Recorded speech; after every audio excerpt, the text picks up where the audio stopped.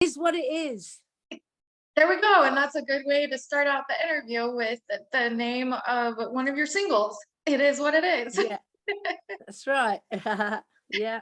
Oh, yeah. Which What we're going to do about it? right. And that happens to be the opening track of the album. So let's start out with how do you feel like that kicks off the album being the opening track? Well, I mean, it's one, it's a quite a stormer, we thought, to open the album with.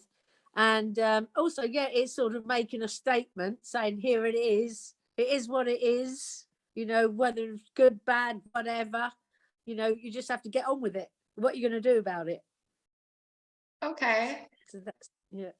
Yeah, and you also, so with the album cover is really cool because it's a picture of the girl school leather jackets, like the back of it, and that was hand painted by Isis Queen, and she is amazing. Wow, her work is just beautiful. So my question is, like, what kind of attitude did you want to, or do you feel like that album cover embodies for what the album is all about and what Girl School is all about?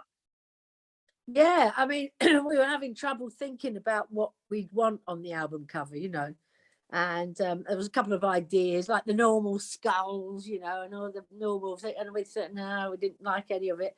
And then the record company came up with just this rough, back of a leather jacket and the rest of it, and we all really liked it. And then I suddenly thought, hang on a minute, I'm sure I've seen that somewhere before. And of course, it was actually not the same, but we actually, on one of our singles way back in the day, a song called Nothing to Lose, we've actually got the cover is the back of a bloody leather jacket all studded with that Girls' School on it. So quite like that, because it's a bit like it's bringing it more up to date. It's sort of gone like full circle type thing. And then with the Isis Queen doing all her bit on it, yeah, I think it worked out really well. We're trying to get the record company, we said we want one, we're trying to get them to get us one each. Oh, yeah, those are cool. And you're doing a giveaway when people pre-order the album on your website. Yeah.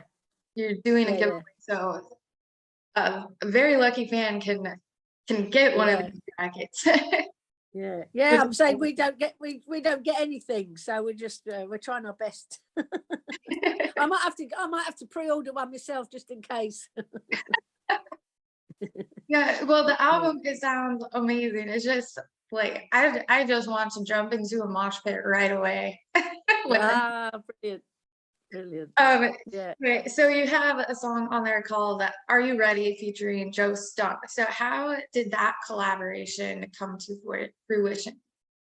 Well, basically, he's obviously Joe Stump is a guitarist in his own right, Right.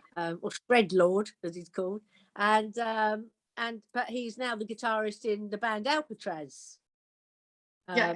So who's on the same label as us, and we've done a few tours with them now, and we get on, so well with each other and everything. And we only just did just before we recorded the album, we just did this mammoth tour with them in Europe. It was something like 17 days in 3 weeks or something, at 17 dates, it was absolutely, so we got to know each other quite well. And then we knew that we were having to record this album. So we thought, oh, bloody hell, we better get some songs together, So I just said to him, oh, Joe, come on, give us some riffs, give me some riffs and whatever. So, of course, as soon as he got home, he sent me over some really cool riffs. And I just picked the ones I liked and put it all together when we wrote the song. Me and Joe wrote the song together. So, yeah, really, really pleased with the way that turned out, yeah.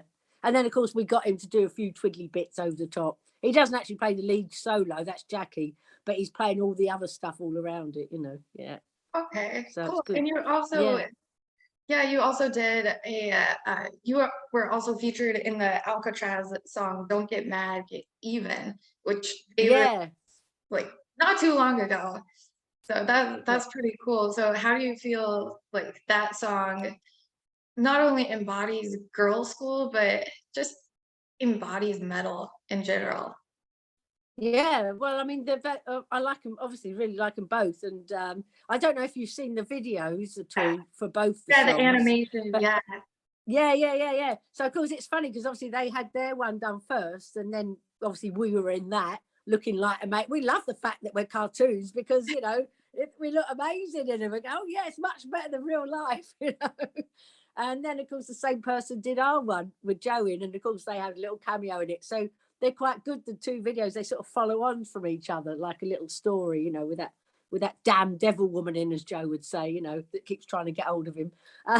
So they make quite a good little, story together.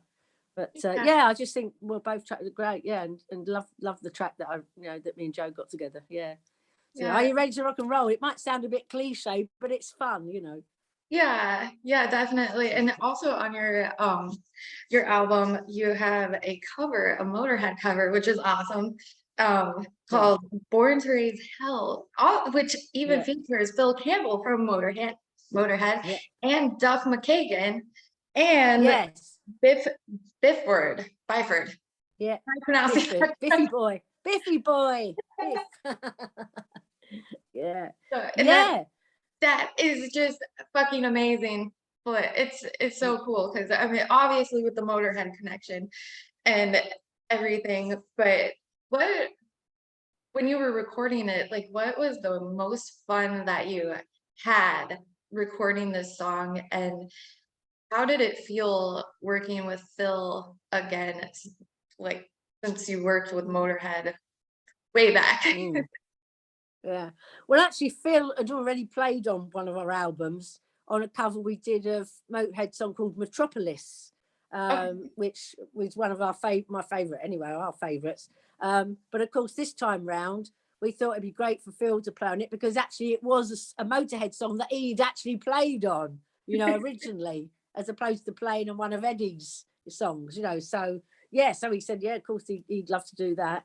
And then of course Biff, we've known Saxon and Biff for as long as we knew Motorhead. We started off at the same time, and we've toured with them so many times and known really well. And suddenly it just occurred to us, well, wouldn't it be nice to do a duet with Biff, for a laugh? And of course he agreed to do it. And then a friend of ours, we were sort of looking for somebody perhaps to play a bit of bass or something different. A friend of ours said, he knows Duff really well. And Duff was a big fan of Lemmy's and Motorhead, and he loved Girlschool. He really liked the band. He goes, do you want me to ask him if he want to play on it? And we went, oh, don't be silly, We're saying, he won't want to do that or whatever. Anyway, literally the next day, he got an email back going, whatever they want. And he'd love to do it. So, yeah. Wow. Imagine, we were so shocked. Yeah. And he was so sweet, though. He said, but I tell you what, he said, I'm on tour. This is Duff saying. He goes, I'm on tour in Australia and New Zealand at the moment. Do you mind if I do it in a couple of weeks? As if we're going to go, no, you have to do it now, right now, It was so lovely of him. And we just said, you can do it whenever you can, Just so really nice of him. So that was quite fun listening to that. And, we finally did it. Yeah. Yeah, great. what was it of course, like? it was all remote. It was all remote because we recorded it in the middle of deepest, darkest Wales, and he's obviously in LA or whatever.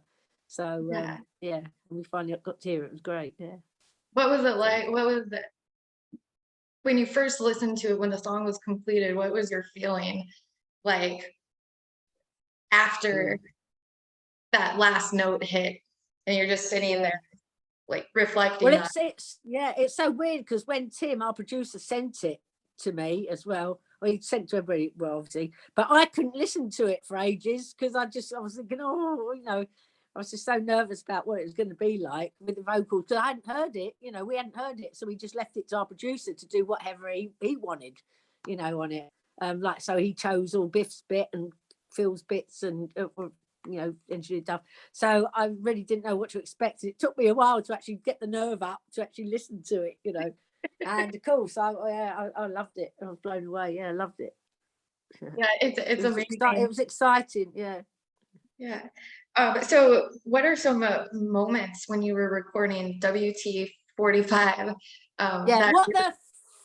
the I was going to say it, but I don't swear. But, yeah, but you do know what it stands. What the F you? Because we're all saying that. What the Well, our drummer does. She's one that swears all the time. But anyway, and of course, that's how that came about, because we were always saying, anyway, we were like, oh, yeah, brilliant. That's brilliant, Jackson. They're brilliant album time. What the 45, But yeah. So sorry, I've forgotten what you said now. I got one from the tangent. What are some of the moments that really sparked the inspiration and creative flow for some of the songs on the album? Oh, well, do you mean writing them or recording them or? Just in the creation process in general. Oh, right. Well, it's funny because basically the record company, we owed them an album, so they kept going, it's about time you got this album recorded, because I'm just thinking when we were on stage and I'm like, announcing Guilty as Sin, I'm thinking I said, oh, this is an album we recorded a few years ago, and someone in the audience shouted, 8 years ago. I go, what? No way that I think it was that. And of course the others saying to me, are you mad? We recorded it like nearly 10 years ago, whatever they said. And so of course the record company said, well, it's about time you got round to doing this. But we're a bit like, everything with us, until we get kicked up the backside, we tend to sort of just, go, well, okay, yeah, we'll get round to it. So we needed that kick up the backside to actually get going. And once we did get going, then it was great, because I already had the song Into the Night, which I'd written with Nick like a few years back. Jackie had her couple of songs, and I had a couple of ideas, like It Is What It Is has been knocking around in my head. And so we had, but it was just a matter of getting it all together. So Jackie and I used to do, I keep going about I'm a technophobe and how I'm useless I am, but without, the technology we have today, it makes it so much easier, because we're all around, all separate places now, not like the old days when we used to all live in London. In fact, when we first started out, all three of us, me, Kelly and Enid, lived in the same street. So, and Denise was like 2 miles away in Clapham. So, but now, of course, Tracy's in Spain, Jackie's in Leeds, and me and Denise are actually up here near Colchester. But anyway, so Jackie and I, every Tuesdays and Thursdays and Fridays, we'd get together on Zoom and get all these things and start putting them all together. So that's how we did it. Yeah. Cool. Yeah. So it's pretty quick in here. Zoom is seriously so amazing. It's so cool because you can connect with people all over the world. It's without having to wait for them to come to the United States for a tour. Yeah, well, there you go. Yeah. Oh, that would be amazing for you guys, for you to come out here soon. Well, we're hoping to, because apparently we're supposed to be coming out. We're doing a couple of tours, apparently American ones, but they're going to split them. So that, because these days, like I keep going about the old days all the time. I remember we did a tour with Iron Maiden and Scorpions. It was nearly 3.5 months long. I think those days, you do it when you're young. We're not now, but people don't tend to tour for that long now anyway at the time. So we're talking about, I think, a month here. Tour too. Yeah, that was pretty cool. Yeah, it's pretty cool. But I think we're coming over for a month, and then a month in March next year. So we're hoping to hopefully get near where you are. Okay, Fargo is an amazing place to play. I gotta put that out there. Yeah, Fargo, right? What? As in the film and the thing? Yeah. Really? Oh, bloody hell! That'd be amazing. It's pretty funny because sometimes we have outdoor concerts at this place called Fargo Brewing, and right in the middle of a set, a train will come by, like right through and blow his horn. It's like the funniest thing, but it's so Fargo. Yeah. It's just wow. Something wild. It sounds wild. It sounds mad. Oh yeah, we gotta come. Yes. Yeah. We need more women artists to headline up. We really do. Yeah, sounds brilliant. Oh, we'll put a good word in for us. I will. I definitely will. Yeah, that'd be great. Did you have any improvise? Oh my goodness, if I can say this word right. Improvise. Oh my God, why can I not say this? Did you have any moments where you were improvising, like during any of the songs, like while you were recording, or did they all just come together and that's just what we mainly had them, by the time we went in, we'd mainly written them as we were going to do them. But a couple of times, yeah, when we were in there, we went, oh no, perhaps we'll add to put a bit more in there, or, you know, that normally happens. And the way we recorded it this time was we went in like 3 different blocks of days. So it worked out quite well, because when you come back from the first night, you think, oh, maybe I'd like to do that bit there or that bit there, you know, and so you had time to think in between to do a few changes if you fancied it, as opposed to doing it all at once, you know. So Right. yeah, that was quite good doing it like that. Yeah. Yeah. Yeah. Do you have do you feel like any of the songs, or is there a specific song off of the album that really embodies, like from your perspective, like your own personality the most? Wow. I'd say, Are You Ready? Because I mean, that's pretty rock and roll. And let's try and I'm trying to think what's on there. Party, actually. Party's pretty much says it all about us, because that is a song as well. We had quite a bit of fun with that one, because I just had this idea of all our favorite bands. We nick one of their lines from one of their most famous songs, so just putting them all together, you know, we managed to get, like, we went through from the glam rock thing right through to the heavy rock thing, you know. So we started off, and obviously got a couple of ours in there as well. You know, we started off with like Susie Quattro, Can in the Can, Sweet, Wig Wham Bam. We do the Wig Wham Bam, you know, the Can in the Can, Ride a White Swan, obviously T-Rex. And so we got a few of them in there. And then as we went through to Rainbow, you know, All Night Long, and Whole Lot of Love, and then Motörhead and Strangers in Saxon. So that was really good fun. And that sort of encompassed all of our, you know, sort of, you know, teenage years to growing up into heavy rock. So yeah, that's pretty rocky, but good fun. That's Yeah. awesome. I can't wait to listen to the album again. Yeah. Like really listen to it now. That's so Yeah. cool. If you listen to Party, the lyrics, you'll recognize, you know, some of the some of the songs, hopefully lines. Yeah. Just fun Yeah. fitting them all together.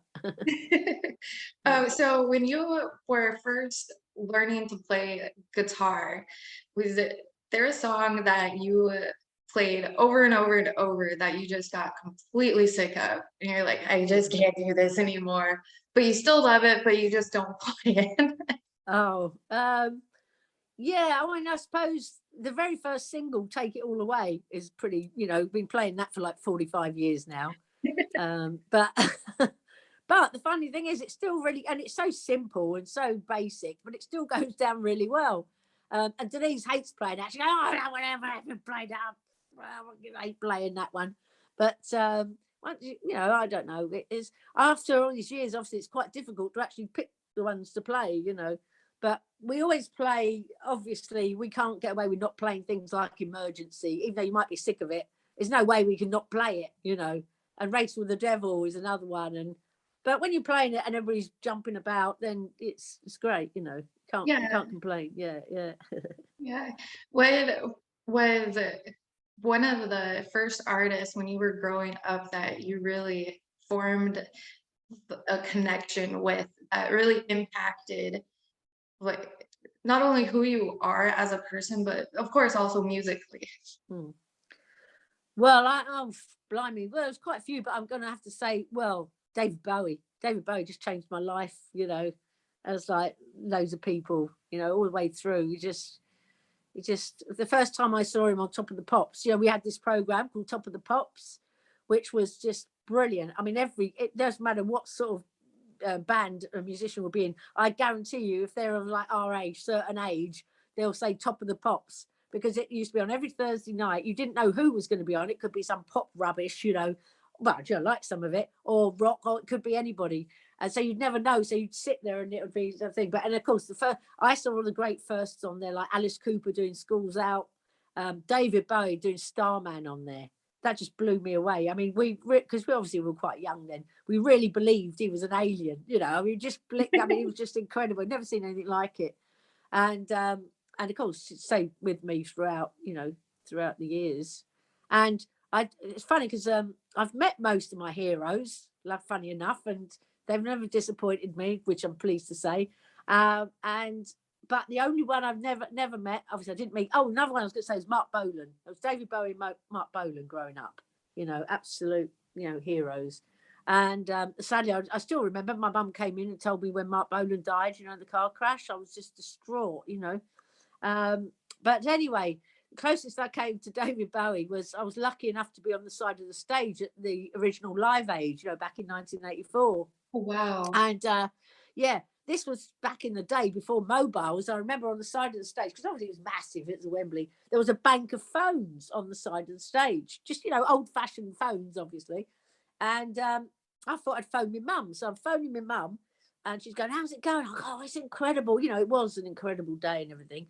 And next thing I know, I'm standing there talking to my mum, and David Bowie comes walking on the stage in his green suit, in that lovely greeny bluey suit that he had on or whatever. And he's chatting away to someone at the side of the stage. I'm going, Mum, I'm going, Mum, I can't speak. It's David Bowie. It's David Bowie. He's standing right next to me. She's going, go and say hello to him. I'm going, don't be stupid. He's just about to go on stage. I'm going, oh, don't be stupid. My legs are going, And I said, I've got to go. And I put the phone down and I'm just standing like going, nuts. And of course he went on and it was incredible. So I got that close to him. I've got literally about 6 feet away from him. But yeah, like go and say, as if I could have gone and said hello, That is so amazing. Wow. That gave me chills. Just listening to that. It gave me, I tell you, I was in the right state. I can only imagine. So it's funny. It's like sometimes you do get starstruck and you're just like, you're just like frozen. Yeah. But of course, I was lucky enough to meet most of them. I met Alice Cooper. We played with him quite a few times, and that's been lovely. And obviously, Deep Purple, Black Sabbath, we've played with them, we've all met most of them, and they've all been great fun, and really good people, most of them. But, David Bowie takes the biscuit, meeting Led Zeppelin, of course, that was brilliant because they were my favourites as well. And, when you meet these people, you just think, you can't believe it when you were young that you were going to actually end up meeting these people and playing with them and, sort of. Right. Yeah, so it's quite amazing, really. Yeah, working with Motorhead too, like that. That is. Well, I mean, Lemmy is God. I'll just say that. I know. Bless him. Rest in peace. Rest in power.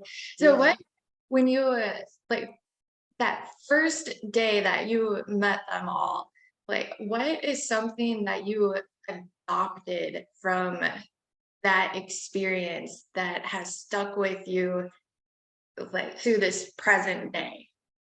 Wow.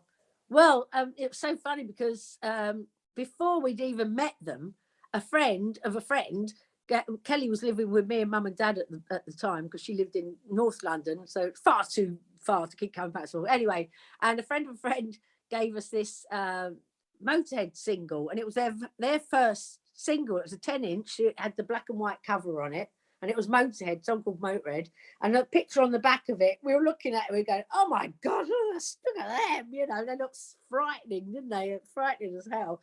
Anyway, then we put the song on, and all this came out. We went, wow, and we didn't quite know what to make of it. But of course, they did remind us of us because we played rock clubs. They think we were punks, and we played punk clubs. They think we were heavy rock, so we were stuck in the middle of it all. Same as sort of Motorhead was. Anyway, the weird thing was that 3 months later, we get this message saying that this guy from Motorhead called Lemmy, who we'd only just, wants to meet us and wants to come to a rehearsal. So, we're thinking, oh my God, because we'd only ever seen the picture and heard that single, we didn't know what to expect. So, of course, he comes walking in, and that was that, just literally got on like house off instantly. And next thing we know, he's invited us onto the Overkill tour, and we were sharing a bus with them. There's us, like quite young girls that didn't know, we were only used to playing little pubs and stuff. Next week, we're with these three that look like that, who were complete maniacs, thrown right in the deep end. And of course, that was just, totally nuts, really nuts. But that was just the first days, of being with them, and then we sort of finally found our audience. We found that was our thing, the crossover thing. So that was great, yeah. Oh, and of course, there was that time, even on the first tour, they invited loads of journalists up in this minivan, you know, bus. There was a busload of journalists coming up, and they'd gone to the butcher's, and they'd bought, I suppose they got given all this offal, you know, like offal, offal, hearts, kidneys, entrails, intestines, and they they decorated the bloody minibus with it. So these poor journalists had to sit there on this minibus. We're covered in all this dead entrails, and I'm thinking, oh my God, Anyway, one night, Lemmy always used to come. They used to come in and say, have a good gig and all the rest of it. He was hanging out a bit longer than normal. We thought, this is strange. We're just about to go on. Why is he hanging around? Anyway, he finally had to go. And so we get ready to go on stage. So I open my guitar case and I just scream my head off. There was half a pig's head in there. Oh my God. Yeah. And its ear was sticking up like this at the side. So it was like halfway in my guitar and its ear was, and I thought it was a hand. Because, of course, I just opened it. It looked like a human hand in there. And I went, and slapped this thing shut. And, of course, it's half a pig's head that he bloody got off the bus and he put it in. And our roadie, Tim, who was so funny, he picked it up in a towel, knocked on their dressing room door, and he went, I think this belongs to you. And gave it back to him. Oh, my God. So, they're the sort of first impressions, yeah. Yeah, wow. Yeah, the smell of that too, probably. Oh, I know. I think all the intros were in my bloody guitar case, all these like brain matter and stuff, Ew. Very, very black metal. Wow. Yeah. But lovely boys, really, Very what? sweet. Yeah, I have noticed bands that use decapitated pig heads or animal carcasses are sometimes the nicest people you will ever. Yeah. Well, I'm pleased to say they never did it again. So that is a crazy memory. Wow. yeah. That's one of the earliest ones, that is. Oh dear. Yeah. So Demolition, that was your very first album, correct? Yeah. Just fact checking on that one. So what were some of the most fun moments that you had when recording that album? Oh, blimey, that was a long time ago. Well, of course, that was the first album we'd ever recorded. And the funny thing was that when we first met Vic Mail, who's the producer, we really didn't get on with him. We thought, we didn't like him at all. It was funny because we did our first single Emergency with him. Because we thought we knew it all, at the age of 19 or whatever we were, oh no, we knew everything, like in the studio. I've never been in a proper one, ever really. And so we didn't want to listen to a word he said, and we were right little idiots. But anyway, we got through that one. And so next thing we know, we're doing an album with him. And then we started to realise that he did actually know what he was doing. And so, yeah, we got on really well with him. And we used to argue all the time, not with him this time, but in between ourselves. And he used to just put his feet up reading his bloody girly magazines. I mean, not, but like, I don't know, some sort of girl. And he'd be sitting there with his feet up on the desk, just like, and he without us knowing, he'd be taping us. And then at the end of the album, he'd give us the copy of the tape of all us arguing and all our arguments. That was hilarious, yeah. But he was so calm, which I think he was good for Motorhead when they recorded with him, because they were pretty, as you can imagine as well, things were pretty tense. So he was quite good just calming things down, But, that's really cool. So I got terrible hay fever. But, yeah. So yeah, that was got funny. Yeah. And I have to ask, your Screaming Blue Murder album, like that title alone is amazing. So how did that title come into fruition? Well, funny enough, it was a bit like how we felt at the time, because we shouldn't really complain now, but we were so busy all the time, and we were obviously here, there and everywhere with the success of Hit and Run, and didn't have time to think about anything really. I mean, it was great, young. I mean, obviously you're living the dream, aren't you? But we'd go sometimes. I just say, oh my God, I feel like Screaming Blue Murder. It'd go because everything was so crazy. And so yeah, I mean, and we're that's a good title. Yeah. Yeah, it It's definitely. like, it is what it is. Like, that's the other thing. You always used to go, we always say, oh God, well, it is what it is, you know. And I said, I think, oh yeah, that make really good song, that, you know. So yeah, you said with all these things that you say, and then you think, oh right, okay, yeah. Yeah. Are there any songs like over the years that really resonate with you the most, that really just stick to you and are closest to your heart? What, girls' school ones?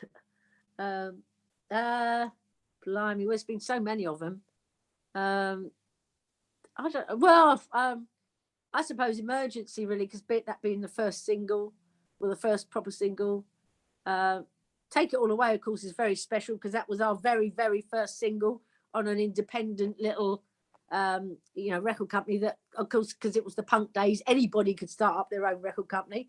And great friends of ourselves, of ours, a band called the UK Subs, who used to share with Flat with them, that they did a single with City Records. Then, of course, he asked us. So they were pretty special times. Both us bands had the little singles out, you know. So that's quite thinking back on those times. Each listening to each other's singles. Yeah, I mean, I don't know. Future Flash was another one that I still love playing. Because I remember when Kelly came up with that riff, I just thought, oh, it was brilliant, you know, blown away by it. Yeah, it's difficult, really. Of course, Please Don't Touch. Still sounds good. I hear it, yeah. That brings back memories. But yeah, I mean, everything seems to have gone by in such a flash. 45 years, it is quite incredible, really, you know. That when we were young, when we were all in our 20s and still relatively successful, we all used to say, including Kelly, of course, right, when we get into our 40s, make sure we all have, no matter where we are in the world, we'll make sure that we all have to meet up and get together, like on top of St. Paul's or something, you know, make a big day. Little did we know we'd still be bloody doing it, you know, way longer than that. It was just, you know, unthinkable.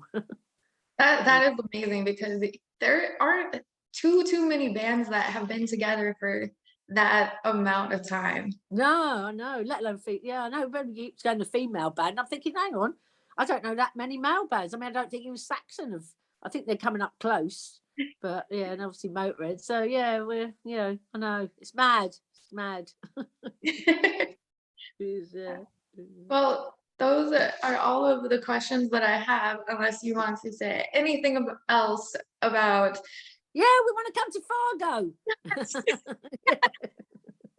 That's all I want to say. Okay, I'm going to clip this part of the video and show it to Fargo Brewing this weekend. Yes, please do. Fargo. Yes.